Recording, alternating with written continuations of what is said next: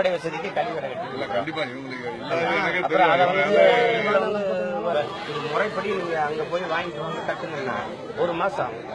அது வரைக்கும் இந்த 150 பெண்கள் எங்க போவாங்க?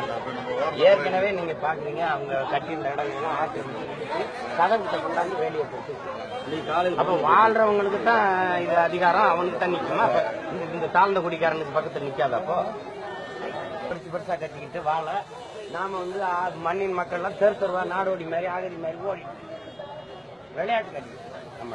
இப்ப நீங்க வந்து இந்த காலி பண்றதுங்கிறது அதே தப்பு. நாங்க வந்து இந்த மண்ணின் மக்கள், எங்களை கொஞ்சம் கொஞ்சமா நகர்த்தி நீங்க தமிழர்களே சென்னையில தலைநகர்ல வாழ விடாத சூழ்நிலை இருக்குது. நான் ஆதிக்குடி என்னை வந்து கூவாத்து ஓரத்துலயும் அங்கே இங்கேயும் தள்ளிங்க. கடைசியா இப்ப நாங்க செம்மஞ்சேரி, கண்ணகி நகர், கல்லுக்குட்டைன்னு என்ன தள்ளுறேன். நான் வந்து என்னுடைய வாழ்வாதாரம் எங்க இருக்கு? நகர்ப்புறத்துல. இங்கன்னா எனக்கு பக்கத்துல மருத்துவமனை, இங்கன்னா பக்கத்துல பள்ளிக்கூடம்.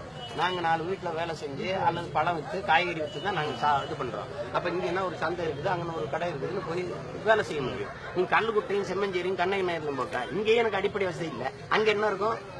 எப்படி போய் பழக்கிறது? அங்க இருந்து 40 கிலோமீட்டர் உள்ள வந்து நகரத்துல வேலை செஞ்சுட்டு திருப்பி போக முடியும்னா அப்ப எப்படி வாழ்வான்?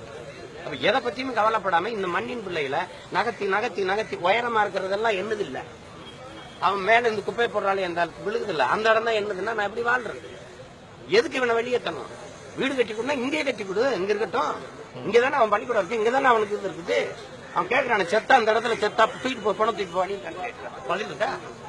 எத்தனை இடத்துல தம்பி ஒரு சத்தியம் சொல்றேன் தம்பி, கோழிக்கு கூட பெரிய கூடு இருக்கு தம்பி. அதை விட மோசமான வீடு குளிஞ்சு வைப்பாரு. இப்படி எத்தனை இடங்கள்ல மக்கள் வாழ்றா?